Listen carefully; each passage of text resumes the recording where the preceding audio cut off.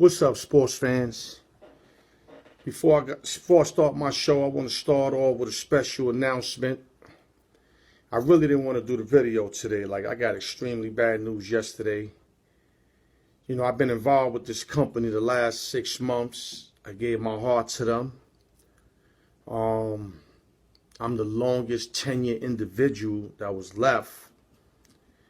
And I know the company was foul. You know, I know they was doing some shit. And like I told my man, you know, I got to ride with it. I got to ride with it till I find something else. You know, it ain't easy to find no gigs out here. If y'all know me, y'all know I own businesses or I do my thing in the streets. And those days are over for me. You know what I'm saying? So now I'm a working man. You know what I mean? A legit working man. And you know, they did me dirty. You know, they text me 11:30 at night. Came up with 3 accusations that were all false. And I couldn't even battle it. Like, they wouldn't even let me reply to them. And it just shows how foul this business is. And I'm going to just leave it like that. Because I'm not going to dry snitch. I'm not going to say anything that's going to lead to anything, to their failures. That's going to happen on their own. And the reason why I'm coming up with this situation is because God's merciful, man. Thank you, man. Let me cross my heart right in front of the cameras, man. In the morning, my man calls me and say, yo, Al, man, they hiring. All you got to do is get this paperwork. I got the paperwork. Paperwork is good. I got to go today about 2:30. They're going to give me a little bullshit test, and I'm in. The moral of the story is God's merciful, and the devil can't beat God, man. That I'm convinced, man. I played on both sides of the field during my whole life. My first 25 the devil, the last 20-25 with God, and God's the best, man. And with that, I hope y'all understand what I'm saying. I hope y'all take notes. God is merciful. Continue to do the right thing and shit will prevail for you. Now let me start my video, man. You know what I mean? Fastest 15 minutes in sports.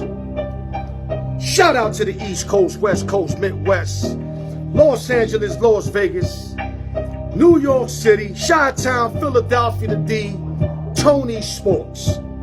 Shout out to Syndicate Radio TV, Vegas Divas, The Specialist, Noah Parker, Cameron Guidry, to do that game in the call in the morning. Never too late to fix your credit. IG me, inbox me, email me, al.newyork@yahoo.com. What the fuck else y'all want, man? Let's get this shit popping, man. Yes, sir. We off and popping. I'm on video mode right now. First, we're going to start off with my man Dwayne Beeman fighting for the WBC Continental title up in Orlando, Florida. 16-2-2. Mr. Stop Running, 11 KOs. Versus Marvin Solano, 22-4, 8 KOs. My prediction, D. Beeman in 5-6 rounds. He's going to make quick finish to this dude. He's got to get through this dude right here, and he's going to be right back where he was, and he's going to be all in the Benjamins. Salute to my man. I'm happy for you. About fucking time, man. Salute to Dwayne Beeman. Next subject, to all the 49er fans, let me mention names off the top. Linda, Pete Sabato, Izzy, Ernest Vega. You guys played, y'all guys played good enough to win yesterday. It was a tough game. Russell the Muscle Wilson, Mr. MVP, led his troops back. The Niners went up 10-zip early. It looked like they was going to put them away. Seahawks got a lucky fumble, ran it back, 10-7. Then they fumbled right before the half, at the half-yard line. So that lucky fumble, they end up giving it back. Seahawks scored 21 unanswered. For the Niners being up 10-zip, Seahawks went up 21-10. Niners made it 21-17. And it was end up 24-24 in regulation. As the new field goal kicker, Chase McFarland, hit a 47-yard to take it to overtime. His third field goal of the game because Robbie Gould is hurt. So Gould's been coaching him, Chase McLaughlin, and he hit 3, regulation field goals. But then shit got real in overtime.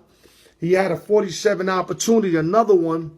But before that play, the 49ers ran a ball, I think on 3rd and 4.